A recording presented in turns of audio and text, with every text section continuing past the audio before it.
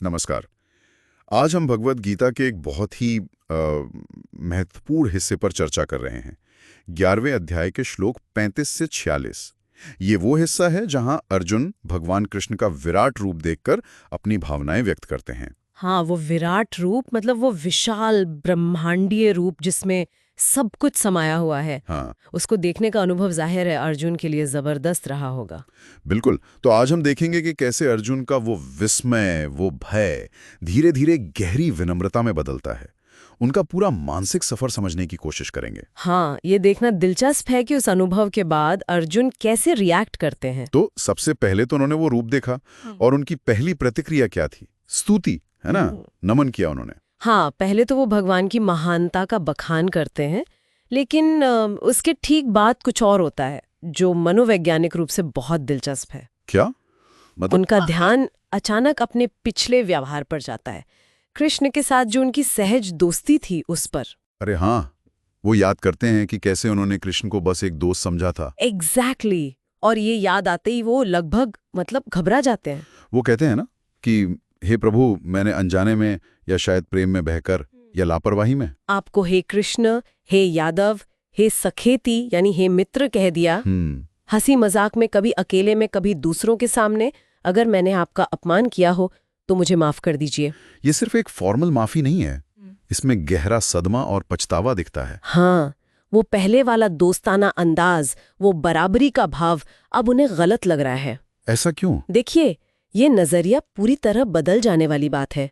जिसे वो अपना दोस्त, अपना सारथी मानते थे, उसे अचानक उन्होंने पूरे ब्रह्मांड के स्वामी के रूप में देखा है। तो एक तरह का कंफ्यूजन या टकराव। हाँ, बिल्कुल, एक कॉग्निटिव डिसोनेंस जैसा।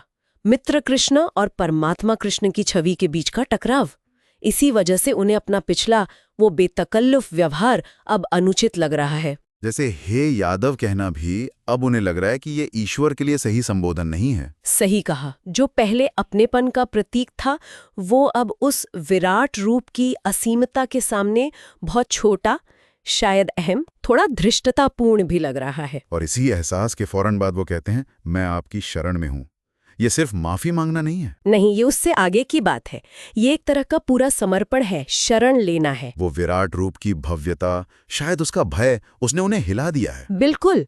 अब वो स्थिरता को, उस शांति को खोज रहे हैं जो उन्हें कृष्ण के जाने पहचाने रूप में मिलती थी। तो मतलब वो असीम अनुभव झेलने के बाद मन एक ऐसा सहारा ढूंढता है जिसे वो समझ सके, जिससे जुड़ सके। हाँ, इसीलिए वो सिर्फ माफी नहीं बल्कि एक तरह से सुरक्षा और सांत्वना भी मांग रहे हैं। इसीलिए शायद वो आगे कहते हैं कि कृपा करके मुझे अपना वही शांत, सौम्य चतुर्भुज रूप फिर से दिखाइए। हाँ, और ये चतुर्भुज रूप मांगना भी महत्वपूर्ण है।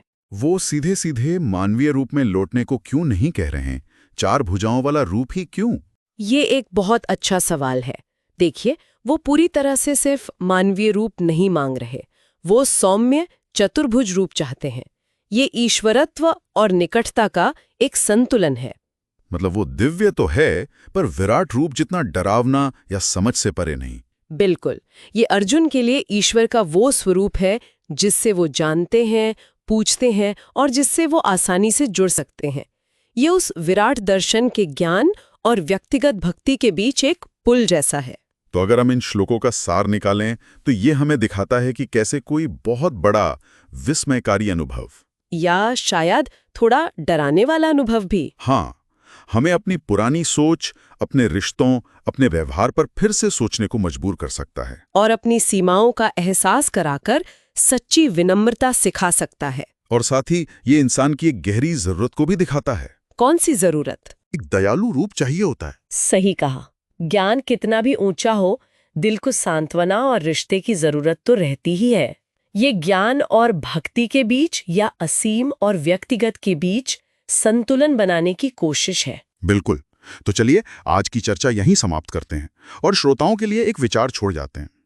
कभी इस पर सोचिएगा, जब जीवन में किसी बहुत करीबी इंसान या किसी पुरानी धारणा के बारे में आपकी समझ पूरी तरह बदल जाती है, तो क्या वो बदलाव हमेशा टिकता है और वो आपके उस रिश्ते या उस सोच को कैसे हमेशा के लिए बदल देता है?